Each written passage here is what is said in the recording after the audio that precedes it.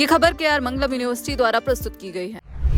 देश की राजधानी दिल्ली में नीट पेपर लीक के खिलाफ हुए विरोध प्रदर्शन के दौरान पुलिस और सुरक्षा बलों की कार्रवाई को लेकर एक बड़ा खुलासा सामने आया है। दरअसल प्रदर्शनकारियों को नियंत्रित करने के लिए उठाए गए कदमों पर उठे सवालों के बीच अब सीआरपीएफ की आंतरिक जांच और एनालिसिस रिपोर्ट सार्वजनिक हुई है। इस रिपोर्ट में साफ तौर पर यह स्पष्ट किया गया है कि मौके पर मौजूद जवानों और पुलिस बल ने बिना किसी मनमानी के सभी तय नियमों, दंगारोधी ड्रिल और स्टैंडर्ड ऑपरेटिंग प्रोसीजर यानी एसओपी का पूरी तरीके से पालन किया था। रिपोर्ट्स के मुताबिक जब उग्र होती भीड़ को शांत करने के लिए लाठीचार्ज और आंसू गैस के गोले छोड़े जाने जैसे शुरुआती उपाय नाकाफी साबित हुए, तब जाकर हालात पर काबू पाने के लिए पैलेट गन जैसे गैर घातक हथियारों के इस्तेमाल की आधिकारिक और लिखित अनुमति ली गई थी। आइए अब जानते हैं कि सीआरपीएफ की इस पूरे मामले पे आई रिपोर्ट की मुख्य बातें क्या क्या हैं।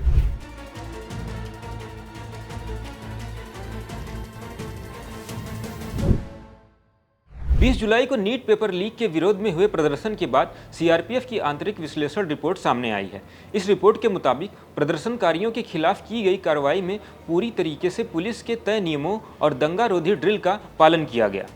टाइम्स ऑफ इंडिया की रिपोर्ट के अनुसार रैपिड एक्शन फोर्स की कार्रवाई की जब बारीकी से जांच की गई, तब यह बात सामने आई कि बल प्रयोग के तय मानकों यानी फोर्स ग्रेडियंट का सख्ती से पालन किया गया था। नियमों के मुताबिक पहले शांतिपूर्ण तरीके से समझाने और फिर कम तीव्रता वाले उपायों का इस्तेमाल किया गया था। यहाँ आपको बता दें, सुरक्षा बलों के अधिकारियों का कहना है कि भीड़ को तितर बितर करने के लिए सबसे पहले पब्लिक अनाउंसमेंट यानी लाउड स्पीकर से घोषणा की गई। इसके बाद भी जब भीड़ नहीं मानी तो आंसू गैस के गोले छोड़े गए और लाठीचार्ज भी किया गया था।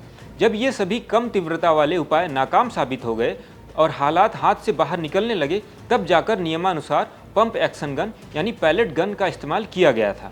अधिकारियों का साफ कहना है कि यह कार्रवाई किसी भी तरह से नियमों के खिलाफ बिल्कुल नहीं थी, बल्कि यह पूरी तरीके से अधिकृत और तय प्रक्रिया के तहत की गई थी। दोस्तों, इस उग्र प्रदर्शन के दौरान दोनों पक्षों को भारी नुकसान उठाना पड़ा। मेटल पैलेट्स यानी धातु के छोटे छर्रों के इस्तेमाल की वजह से 3 से 5 प्रदर्शनकारियों को चोटें आई। दूसरी तरफ ड्यूटी पर तैनात आरएएफ के 47 जवान भी बुरी तरीके से घायल हो गए।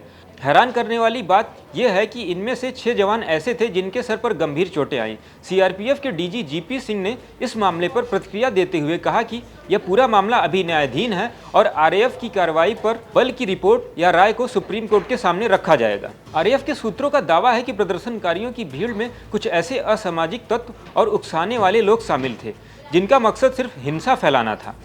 ये लोग दिल्ली पुलिस और आरएएफ के जवानों पर लगातार पत्थर बरसा रहे थे। कुछ जगहों पर तो ये हद पार ही हो गई थी जब प्रदर्शनकारियों ने सुरक्षा बलों पर लोहे की भारी रेलिंग से भी हमला किया। हालात इतने बेकाबू हो चुके थे कि जवानों को अपनी और आम जनता की सुरक्षा के लिए कड़े कदम उठाने पड़े ताकि हिंसा को और अधिक फैलने से रोका जा सके। भारतीय नागरिक सुरक्षा संहिता यानी बीएनएसएस के नियमों के मुताबिक किसी भी इलाके में गैर कानूनी ढंग से जुटी भीड़ को हटाने के लिए सिविल फोर्स के इस्तेमाल का आदेश कोई एग्जीक्यूटिव मजिस्ट्रेट ही दे सकता है। दिल्ली में मजिस्ट्रेट के ये अधिकार दिल्ली पुलिस कमिश्नर के पास होते हैं, जिन्हें असिस्टेंट कमिश्नर ऑफ पुलिस यानी एसीपी स्तर के अधिकारियों तक सौंपा जाता है।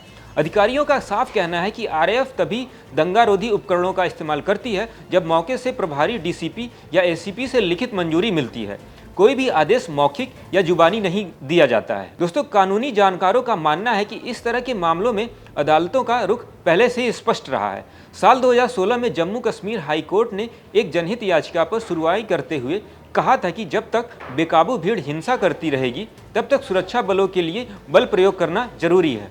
यह तय करना मौके पर मौजूद इंचार्ज का काम है कि किस स्थिति में कितना बल इस्तेमाल किया जा सकता है। बाद में सुप्रीम कोर्ट ने भी इस व्यवस्था को सही ठहराया था, जिससे यह साफ होता है कि आपातकालीन स्थितियों में सुरक्षा बलों द्वारा उठाए गए कदम कानूनी दायरे के भीतर ही आते हैं। दोस्तों, तो कुल मिलाकर सीआरपीएफ की इस रिपोर्ट ने नीट प्रदर्शन के दौरान हुई कार्रवाई पर स्थिति काफ़ी हद तक साफ कर दी है। हालांकि सुरक्षा बलों ने नियमों का हवाला दिया है, लेकिन ऐसे मामलों में संयम और कानून व्यवस्था दोनों को बनाए रखना एक बड़ी चुनौती रहती है। इस पूरी घटना पर आपकी क्या राय है, कमेंट करके जरूर बताएं। वीडियो पसंद आए तो लाइक करें, शेयर करें, चैनल को सब्सक्राइब करना ना भूलें। ऐसी और जानकारी के लिए देखते रहें दैनिक जागरण।